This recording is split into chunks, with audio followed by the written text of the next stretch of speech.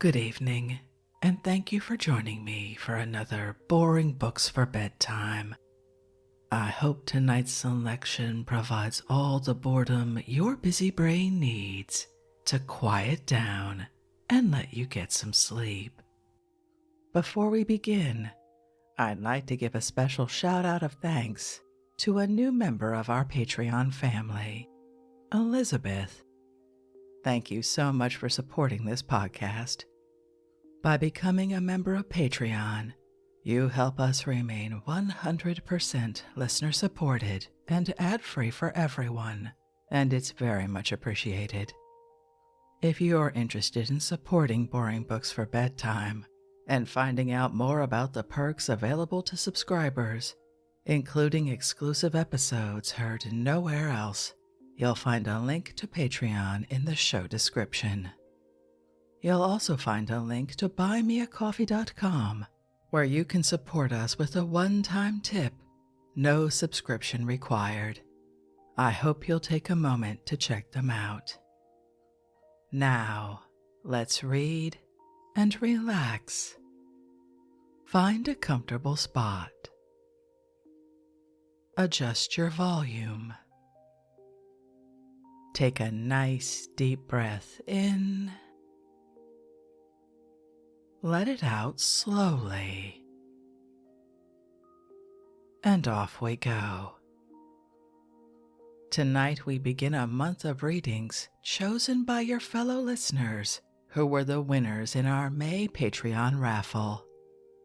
Our first request is More from the History of Bread, From Prehistoric to Modern Times by John Ashton. First published in 1904 by the Religious Tract Society, London. Let's pick up right where we left off at Chapter 10. Let's begin.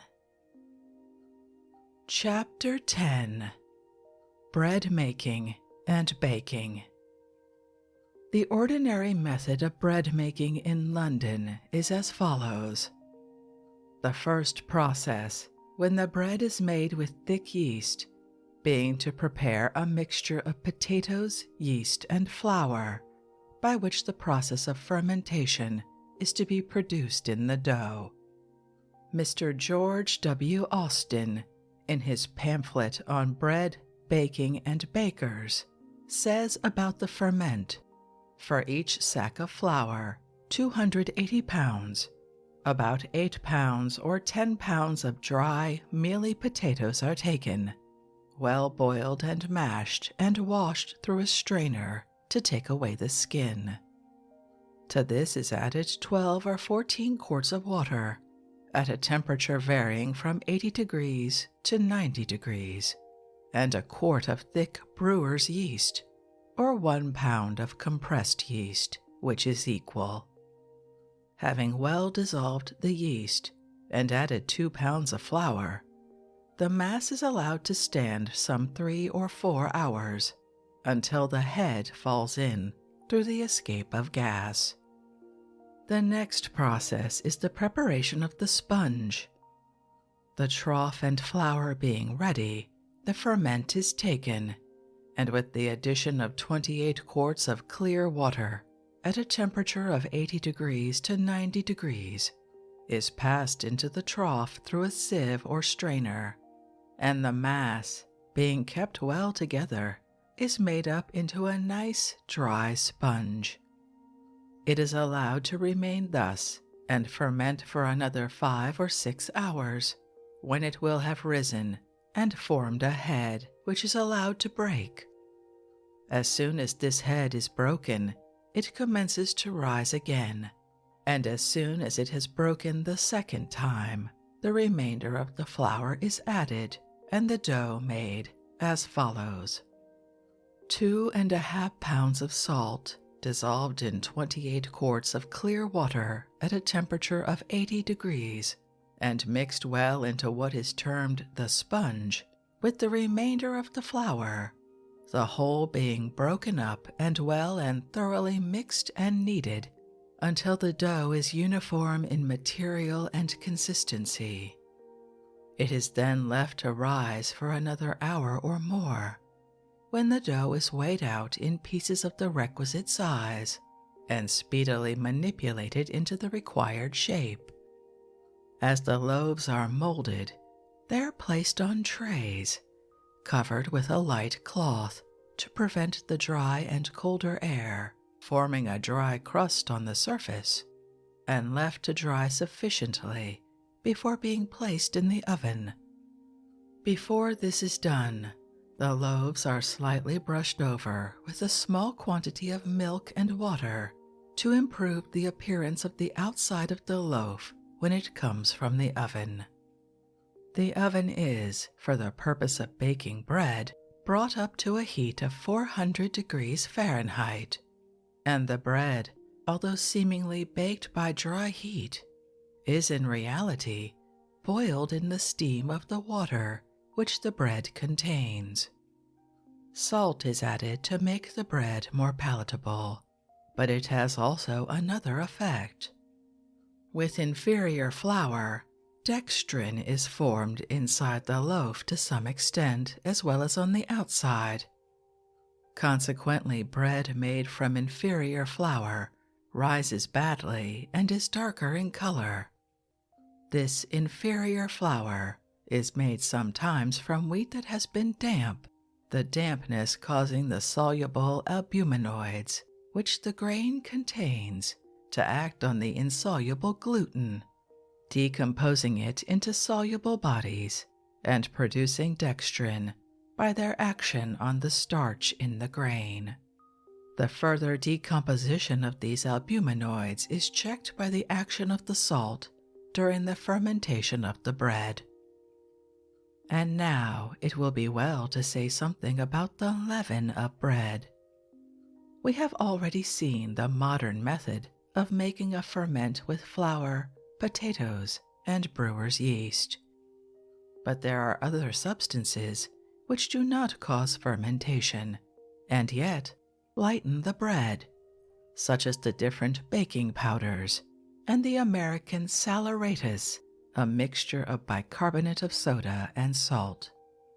Carbonate of ammonia, which entirely evaporates in baking, is used in confectionery to raise the paste by the bubbles it forms in its volatilization.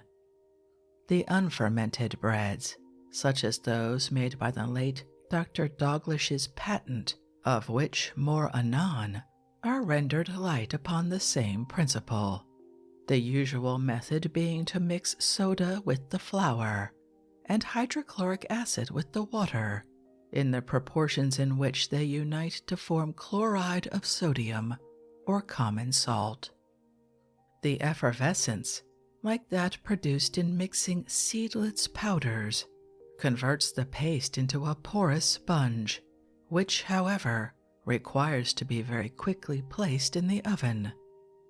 The salt formed by the mixture replaces that ordinarily added to the dough in making bread, but this method is seldom used by practical bakers.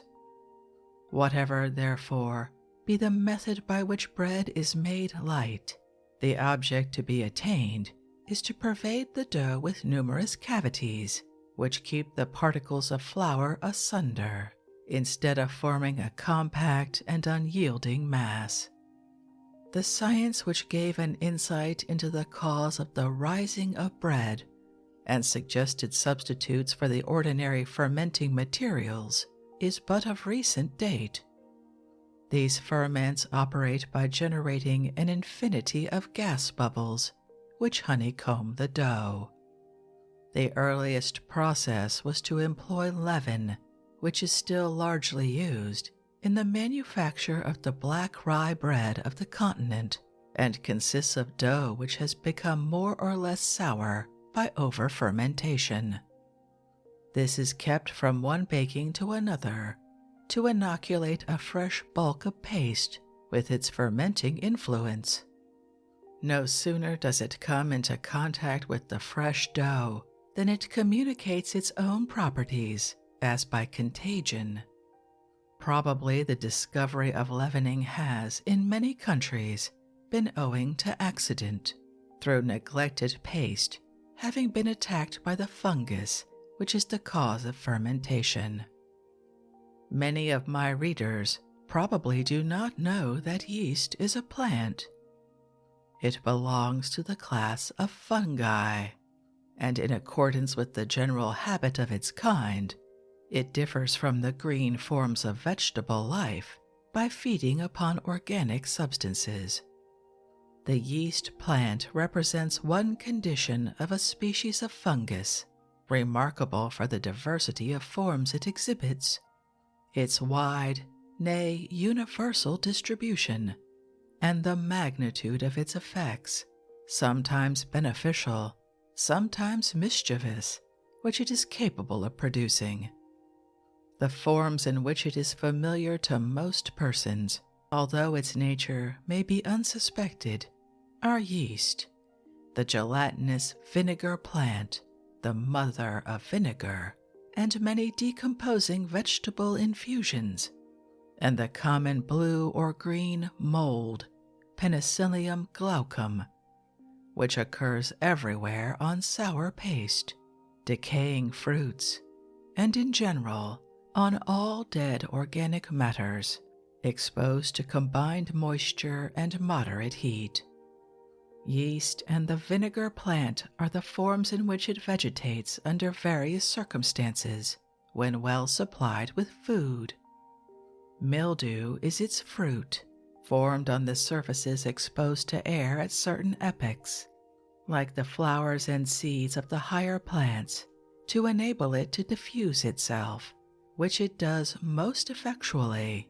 For the microscopic germs, invisible singly to the naked eye, are produced in myriads and are so diminutive that ordinary motes floating in the atmosphere are large in comparison. Yeast, when examined under the microscope, is found to consist of globular vesicles about 1/2300th part of an inch in diameter when fully grown. They are multiplied by little vesicles budding out from the sides of the parent.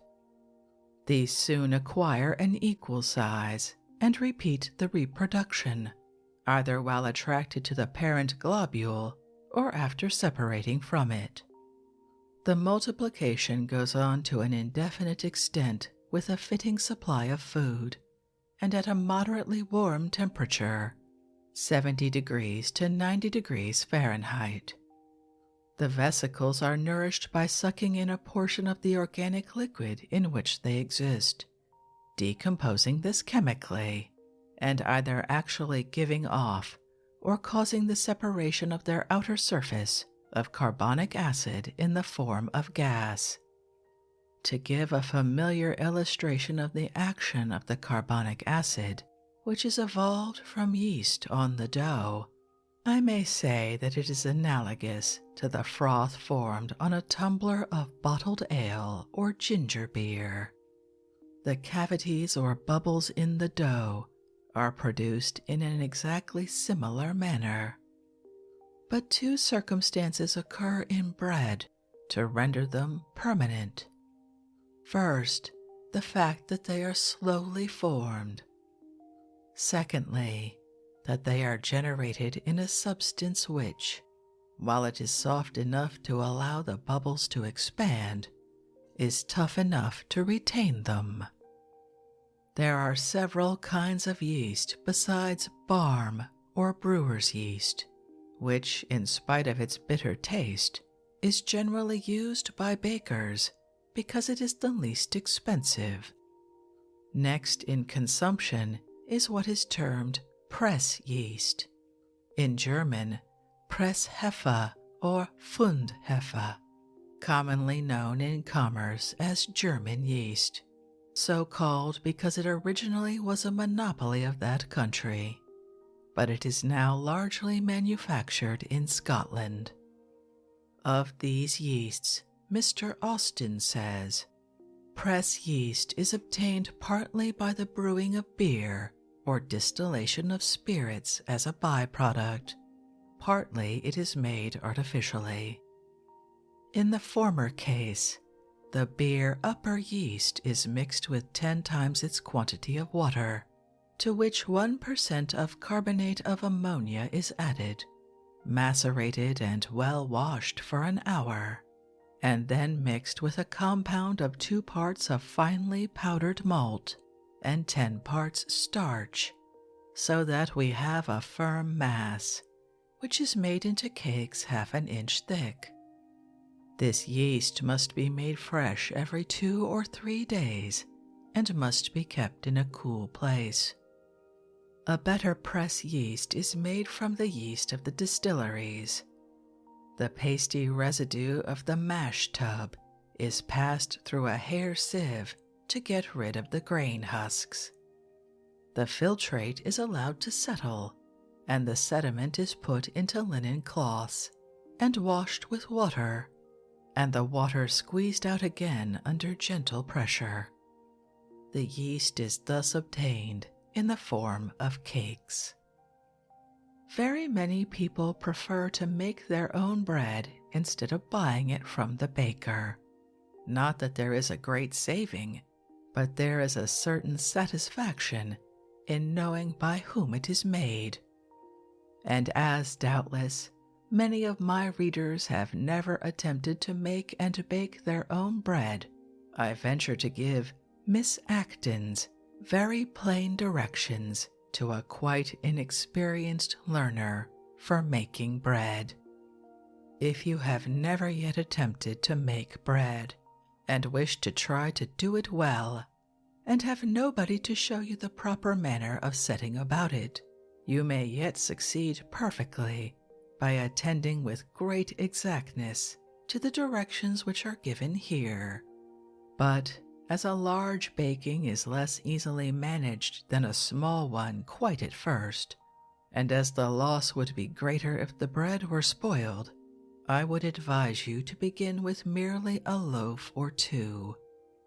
Take then, let us say, half a gallon of flour, or a quartern, as it is called in some places.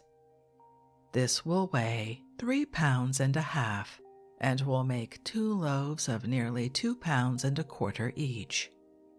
There are 2 ways of making the dough, either of which, in experienced hands, will generally be attended with success. The most common mode of proceeding is to mix the yeast carefully with part of the liquid required for the whole of the bread, and to stir it into the center of the flour.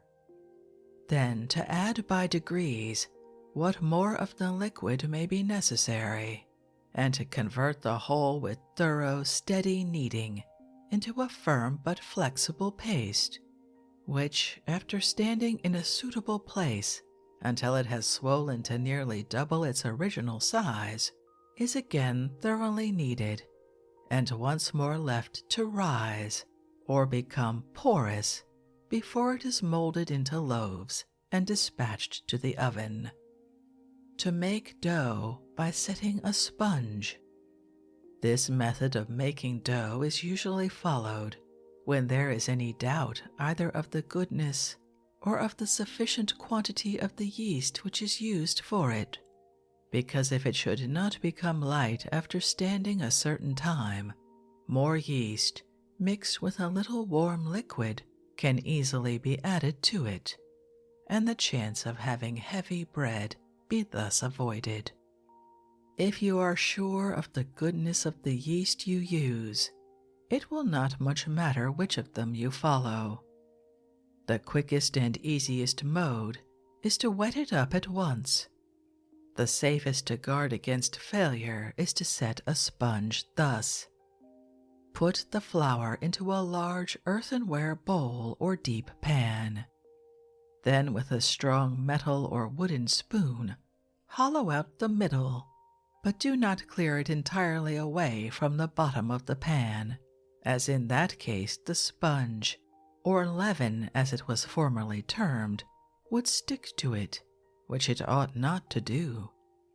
Next take either a large tablespoonful of brewer's yeast, which has been rendered solid by mixing it with cold water, and letting it afterwards stand to settle for a day and a night, or nearly an ounce of fresh German yeast. Put it into a large basin, and then proceed to mix it so that it shall be as smooth as cream, with 3/4 of a pint, or even a whole pint, of just warm milk and water, or water only, though even a very little milk will much improve the bread. To have it quite free from lumps, you must pour in the liquid by spoonfuls just at the beginning, and stir and work it round well to mix it perfectly with the yeast before you add the remainder. Otherwise it would probably cause the bread to be full of large holes which ought never to be seen in it. Pour the yeast into the hole in the middle of the flour, and stir into it as much of that which lies around it as will make a thick batter, in which, remember, there must be no lumps. If there should seem to be any, you must beat them out with the spoon. Strew plenty of flour on the top, throw a thick clean cloth over, and set it where the air is warm. But if there is a large fire, do not place it upon the kitchen fender in front of it, as servants often do, for it will become too much heated there. But let it always be raised from the floor, and protected from constant draughts of air passing over it.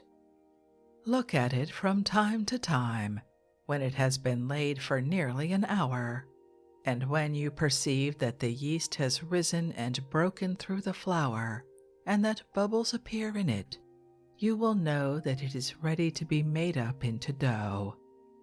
Then place the pan on a strong chair or dresser, or table of convenient height. Pour into the sponge a little warm milk and water. About 1.25 pints will be required altogether for the quartern of bread, so that if 3/4 of a pint was mixed with the yeast at first, there will be 1/2 pint to add.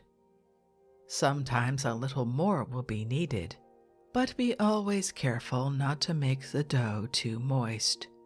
Stir into it as much flour as you can with the spoon. Then wipe it out clean with your fingers and lay it aside. Next, take plenty of the remaining flour, throw it on the top of the leaven, and begin with the knuckles of both hands to knead it well. Quick movement in this will do no good. It is strong, steady kneading which is required. Keep throwing up the flour which lies under and round the dough onto the top of it, that it may not stick to your fingers. You should always try to prevent its doing this, for you will soon discover that attention to these small particulars will make a great difference in the quality of your bread and in the time required to make it.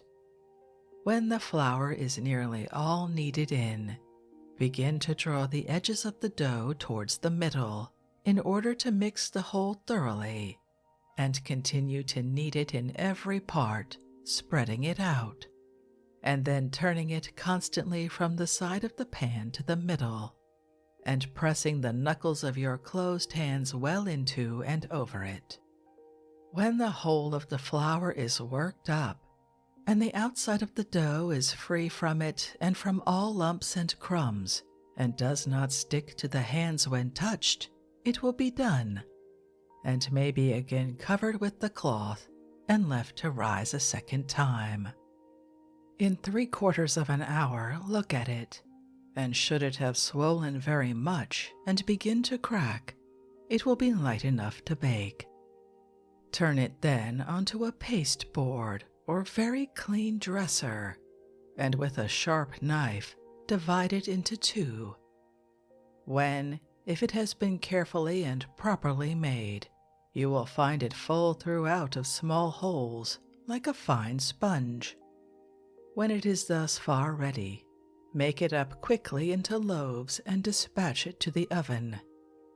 If it is to be baked in a flat tin or on the oven floor, dust a little flour on the board and make them up lightly in the form of dumplings, drawing together the parts which are cut and turning them downwards. Give them a good shape by working them round quickly between your hands, without raising them from the board, and pressing them slightly as you do so. Then take a knife in the right hand, and turning each loaf quickly with the left, just draw the edge of it round the middle of the dough, but do not cut deeply into it. Make also 2 or 3 slight incisions across the tops of the loaves, as they will rise more easily when this is done. Should it be put into earthen pans, the dough must be cut with the point of the knife, just below the edge of the dishes after it is laid into them. To prevent it sticking to them and being turned out with difficulty after it is baked, the pan should be rubbed in every part with a morsel of butter laid on a bit of clean paper. When they are only floured, the loaves cannot sometimes be loosened from these without being broken. All bread should be turned upside down or on its side as soon as it is drawn from the oven. If this be neglected, the under part of the loaves will become wet and blistered from the steam, which cannot then escape from them. They should remain until they are perfectly cold before they are put away and covered down. The only difference between this and the other way of making dough, mentioned at the beginning of these directions, is the mixing all the flour at first with the yeast and liquid into a firm, smooth paste, which must be thoroughly kneaded down when it has become quite light, and then left to rise a second time before it is prepared for baking. A pint of warm milk and water, or of water only, may be stirred gradually to the yeast, which should then be poured into the middle of the flour, and worked with it into a stiff batter with a spoon, which should then be withdrawn, and the kneading with the hands commenced. Until a little experience has been gained, the mass of dough which will be formed with the pint of liquid may be lifted from the pan into a dish, while sufficient warm water is added to wet up the remainder of the flour. This should afterwards be perfectly mingled with that which contains the yeast. A better plan is to use at once from 1.25 pints to 1.5 pints of liquid, but learners are very apt to pour in heedlessly more than is required, or to be inexact in the measure, and then more flour has to be used to make the bread of a proper consistence than is allowed for by the proportion of yeast named in the receipt. It is a great fault in bread making to have the dough so moist that it sticks to the fingers when touched, and cannot be formed into loaves which will retain their shape without much flour being kneaded into them when they are made up for the oven. When it is to be home-baked as well as home-made, you must endeavor to calculate correctly the time at which it will be ready, and have the oven in a fit state for it when it is so. Should it have to be carried to the baker's, let a thick cloth or 2 be thrown over it before it is sent. In these very plain directions, I do not find that Miss Acton specifies the quantity of salt to be used. Some, however, is absolutely necessary to make good bread, say 1/2 ounce to 1/4 of flour. Chapter 11. Ovens Ancient and Modern. We have now got the loaf made, and the next thing is to bake it. For the home-baked loaf, the oven of a Kitchener or gas stove will do very well, and the heat should be about 400 degrees Fahrenheit. A baker's oven is a thing per se. For hundreds of years, they were made on the same old pattern, But now, except in many of the small underground bakeries, they are scientifically built, fitted with pyrometers, and with internal lamps. Mr. Austin writes thus of the oven. The baker's oven is generally a brick oven, heated thoroughly with coal or wood according to construction. If made for coal, the damper will be on the one side and the furnace on the other, so that the flames play all round the oven.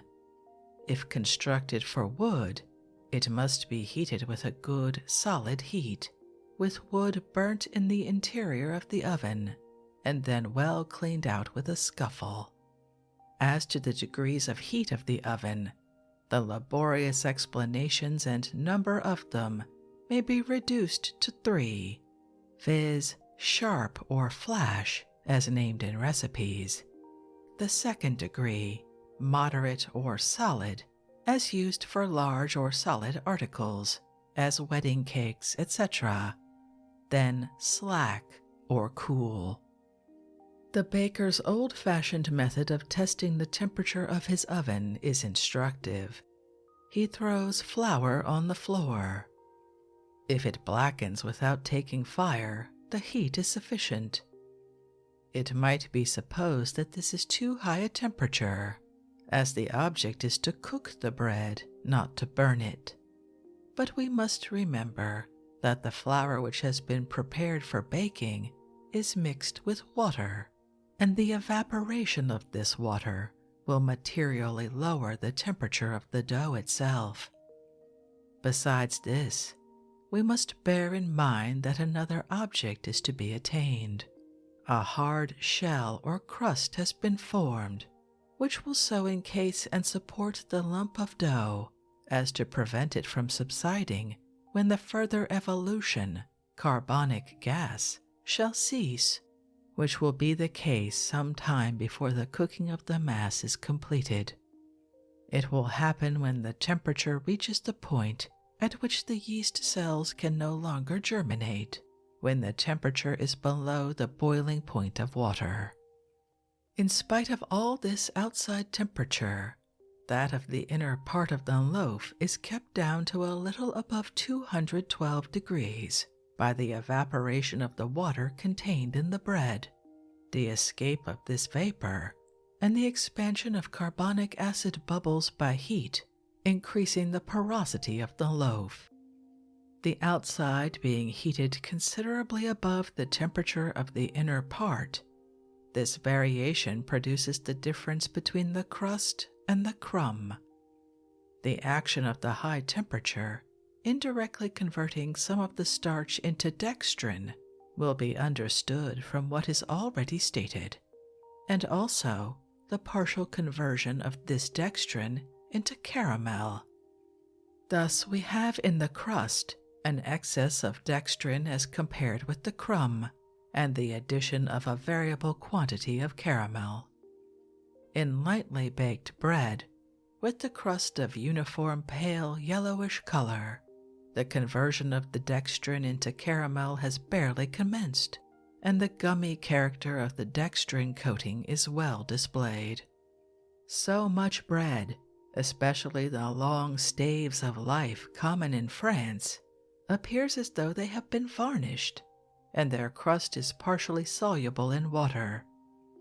This explains the apparent paradox that hard crust or dry toast is more easily digested than the soft crumb of bread, the cookery of the crumb not having been carried beyond the mere hydration of the gluten and the starch, and such degree of dextrin formation as was due to the action of the diastase of grain during the preliminary period of rising. A form of oven now much in vogue is borrowed from Vienna. It is built of stone or brick. The roof is very low, and the floor slopes upwards towards the far end. The effect of this form of construction is to drive the steam rising from the loaves down onto the top of them again, thereby giving them the glazed surface so much admired in foreign bread. Steam is sometimes driven in with the same object. Being lighter than that rising from the bread, it drives the latter down. The ovens are heated from below. Loaves remain in for 1.5 or 2 hours.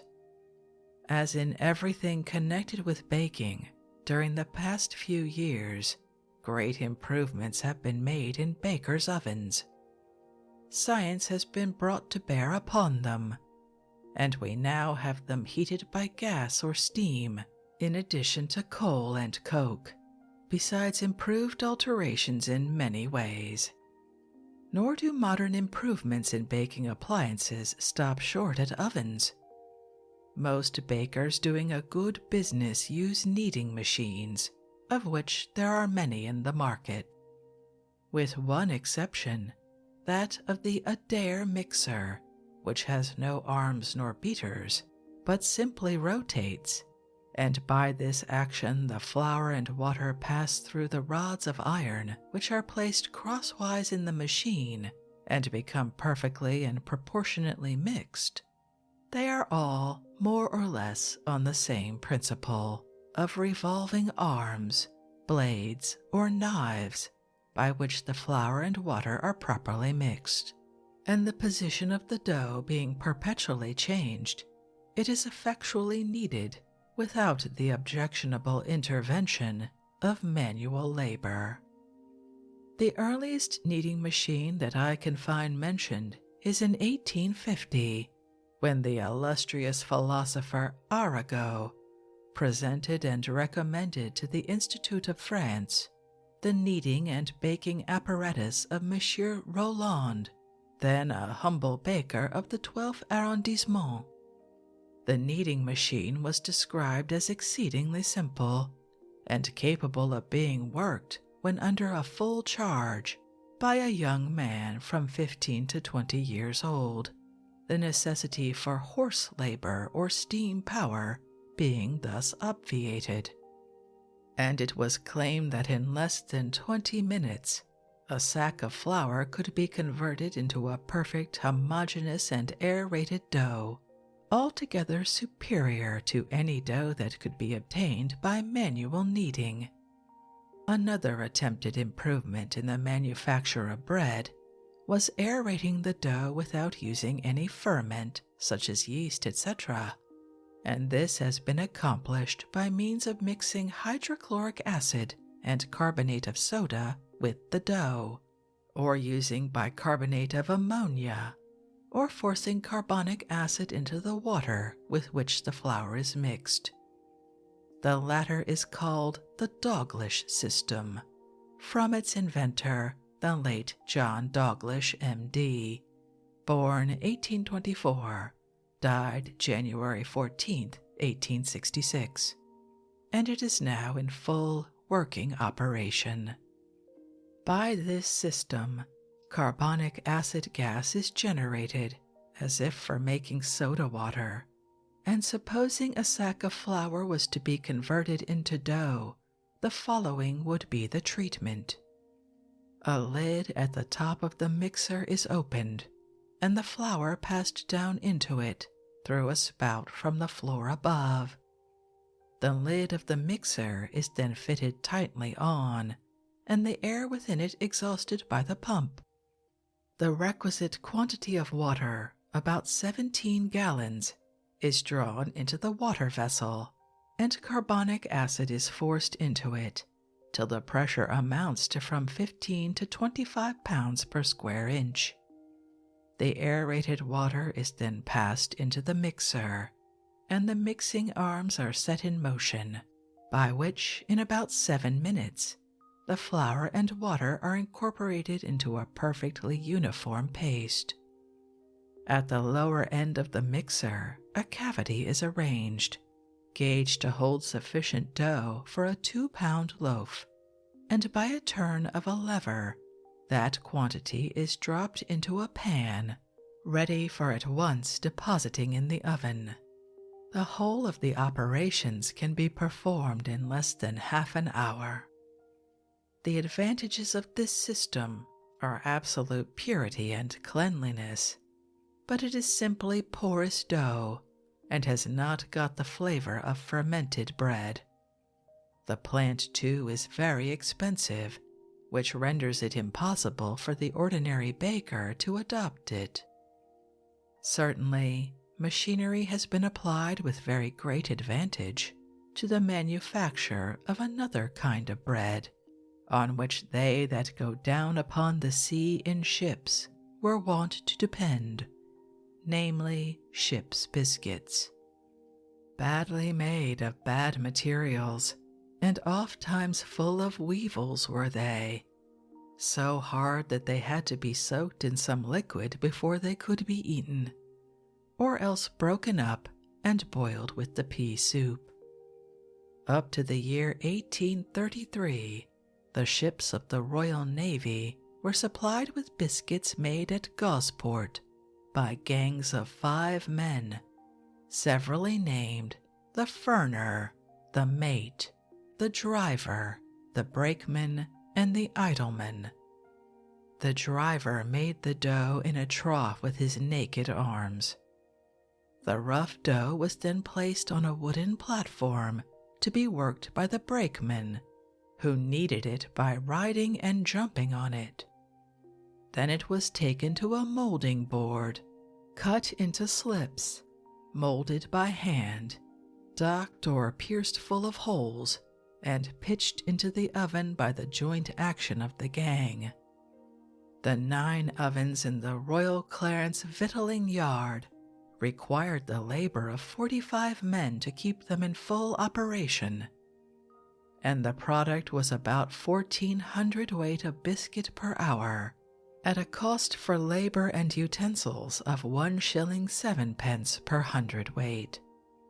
This system was superseded by machinery, and biscuits have been for many years past produced with almost incredible rapidity, perfect in kneading, molding, and baking, and at a cost for labor and utensils of less than 1/3 of the old outlay.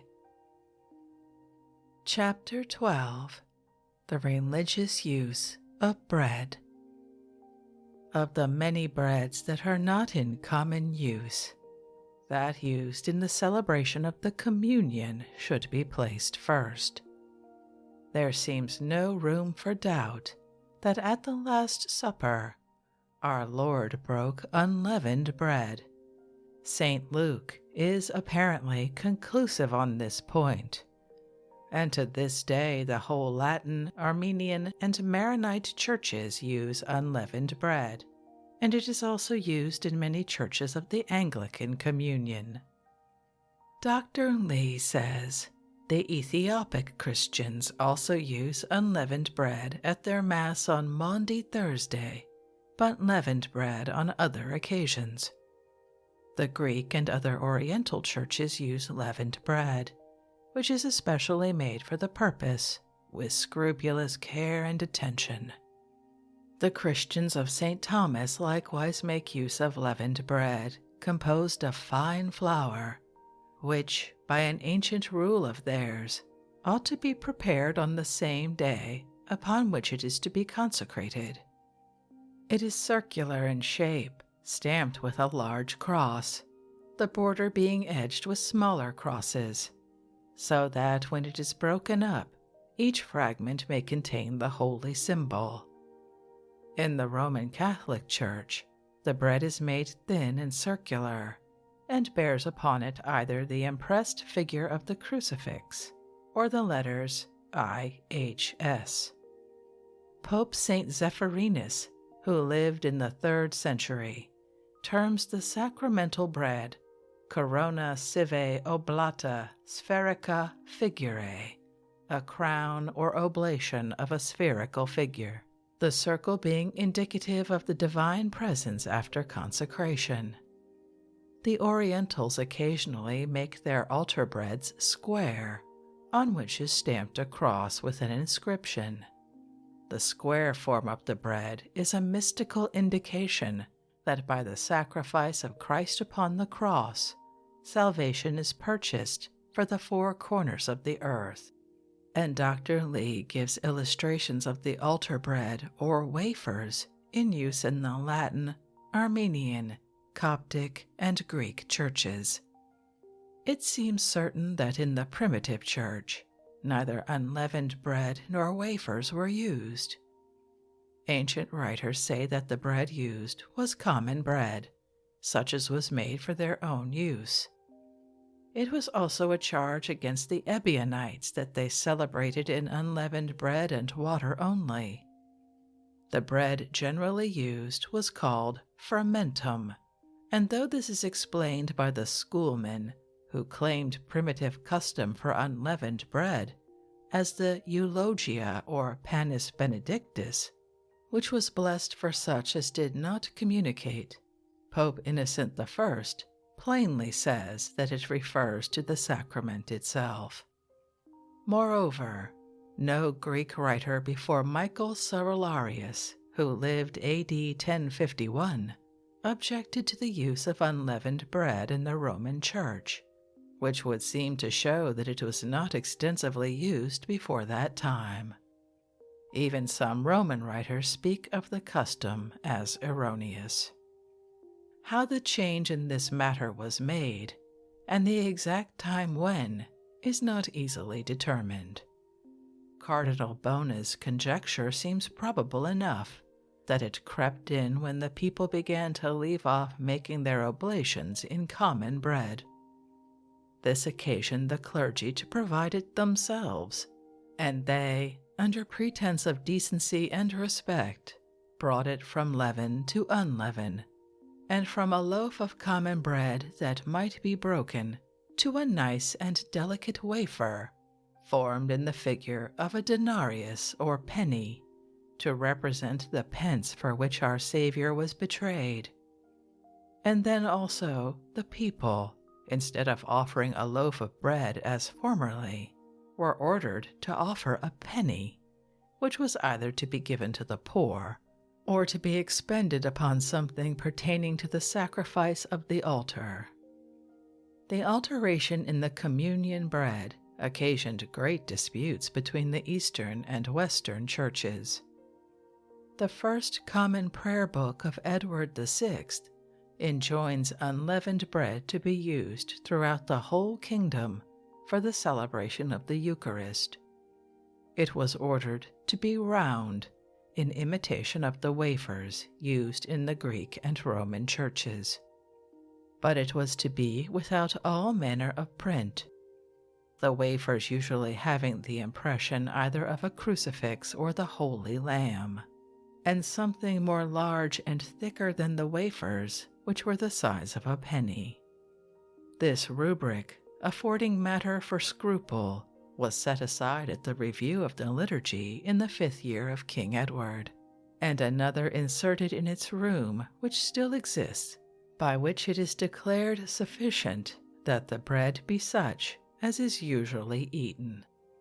It was the custom in Westminster Abbey and in the royal chapels, and the practice of such men as Bishop Andrews to use wafers. But for peace sake, where wafers were objected to, plain and pure wheaten bread was allowed. It has been decided by the Privy Council that it not only may, but must be common bread, the injunctions, according to them, being of no validity against the rubric, while the advertisements, having been made under Act of Parliament and not contrary to the rubric, are an indication of its meaning, i.e., of the word retained in the ornaments rubric. The bread now used is common wheaten bread in most Protestant churches. In some Presbyterian churches, a special kind of wafer is prepared for the purpose. In the Roman Church, thin wafers are used. In the Eastern churches, they are of different sizes and thicknesses. They are thus classified by the Reverend F. E. Brightman in Liturgies Eastern as follows. 1. Byzantine, a round leavened cake 5 by 2 inches, stamped with a square 2 inches across, itself divided by a cross into 4 squares in which are severally inscribed IC, XC, NI, KA. 2. The Syrian Jacobite and Syrian Uniat, a round cake leavened with the holy leaven, 3 by 3/4, stamped like a wheel with 4 diameters, the alternate radii being cut off halfway from the circumference by a concentric circle. 3. The Maronite, the Latin unleavened wafer. 4. The Coptic, a round leavened cake, 3 1/2 by 3/4, stamped round the edge with a Greek legend, and within with a cross consisting of 12 little squares, each of which and the remaining spandrels are marked with a little cross placed diagonally. 5. The Abyssinian, a flat, round, leavened cake, 4 by 3/4, stamped with a cross of 9 squares, with 4 squares added in the angles of the cross. 6. The Nestorian, a round, leavened cake, 2 by 1/2, stamped with a crosslet and 4 small crosses. 7. The Armenian, a round, unleavened wafer, 3 by 1/8, stamped with an ornamental border, the crucifix and the sacred name, and sometimes with 2 diameters at right angles to the back. In regard to the Protestant non-Episcopal churches, it is stated in Herzog's Religious Encyclopedia that the administration follows one of 2 types. These are the Lutheran and the Calvinistic. In the Lutheran, the elements are consecrated with the sign of the cross. A wafer of unleavened bread is given whole to the communicant, and white wine instead of red is used. The communicants kneel and receive the elements into their mouths instead of their hands. The Calvinistic type simplifies the service as much as possible and assimilates it to a common meal. In the French Reformed Church, the elements are placed, the bread in 2 silver dishes and the wine in 2 silver cups, on a table spread with a white linen cloth. From 25 to 30 communicants approach the table at a time. The officiating minister makes a free prayer, and then, while repeating the words of institution, presents the elements to his neighbors on the left and on the right, after which the dish and the cup pass from hand to hand. With various modifications, this type has been adopted by all the Reformed non-Episcopal churches. This is practically the method adopted in most of the British non-Episcopal churches. Instead, however, of the communicants coming forward to the table, they remain in their pews, the bread and wine being handed round by elders or deacons. In the American non-Episcopal churches, the same plan is usually adopted. These divergencies of method illustrate the strange fact in the Christian life that around the simple and beautiful institution of the Lord's Supper, there have raged the fiercest controversies in religious history. So divergent are the views held about it, that the Roman Catholic Church asserts that in every celebration of the Mass, our Savior is again actually offered as a sacrifice, and the bread and wine become the actual blood and body of the Lord, this miracle of transformation being wrought through the consecrating prayer of the priest. The Quakers, at the other extreme, do not observe the service at all, and do not consider it to be a binding ordinance. Here, as so often in life, the truth lies between the extremes. There is a semi-sacred bread eaten by the English race and by no one else, the hot cross bun, millions of which are devoured in England on Good Friday. Its origin is obscure, as is also that of the word bun. Most dictionaries derive it from the Old French binet or bunnet, a swelling, but it certainly occurs in an early Promptorium Parvulorum as bun bread. Anent eating buns on Good Friday, a correspondent in the Athenaeum of April 4th, 1857, wrote, in the Museo Lapidario of the Vatican, on the Christian side of it, and not far off from the door leading into the library, there is a tablet representing in a rude manner the miracle of the 5 barley loaves. Every visitor must have seen it, for it has been there for years. The loaves are round, like cakes, and have a cross upon them, such as our cakes bear, which are broken and eaten on Good Friday morning, symbolic of the sacrifice of the body of our Lord. 5 of these cakes, explanatory of the scene, are arranged beneath an arch-shaped table, at which recline 5 people, while another with a basketful is occupied in serving them. The cakes are so significant of the bread of life that one might almost regard the repast as intended to prefigure the sacrifice that was to follow and the institution connected with it.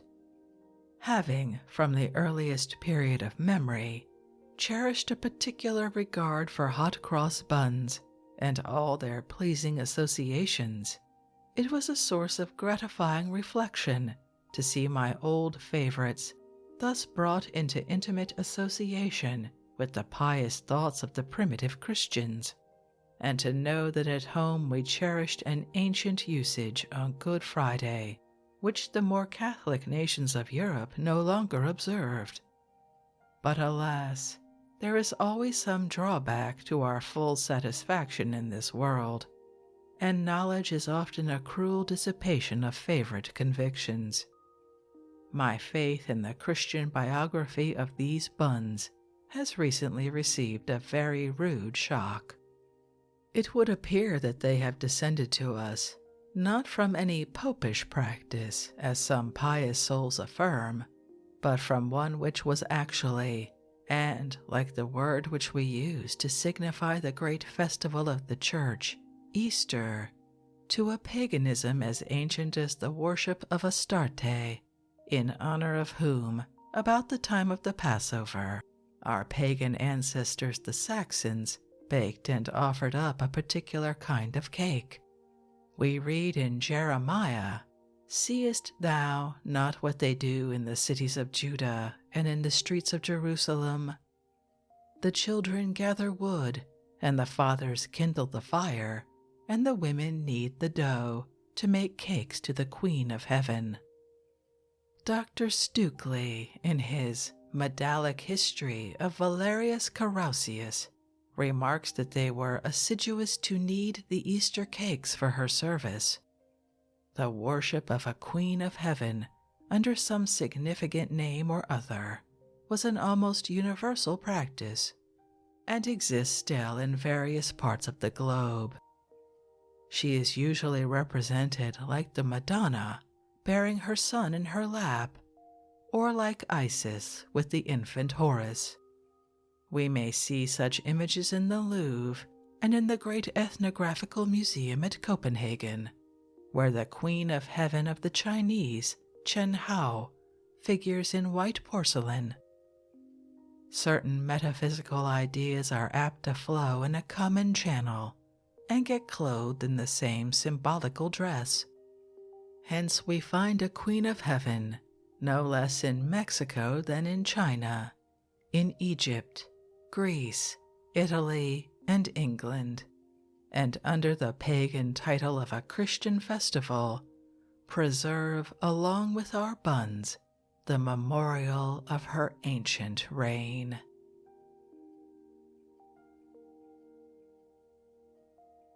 And with that nod to the universality of both ideas and bread, I think we'll end this evening's reading from the history of bread, from prehistoric to modern times, which remains one of the most engaging books I've ever read on this show, mostly because I just love bread. I hope you enjoyed that as well. If you'd like to read this work for yourself, as always, you'll find a link to a free ebook from Project Gutenberg in the show description. If you'd like to connect, suggest a boring book you'd like to hear read, or request more from one we've already started, you can drop me an email via our website, www.boringbookspod.com. It's always a pleasure to hear from you. Thank you so much for joining me for this evening's reading. Until our next boring book, good night.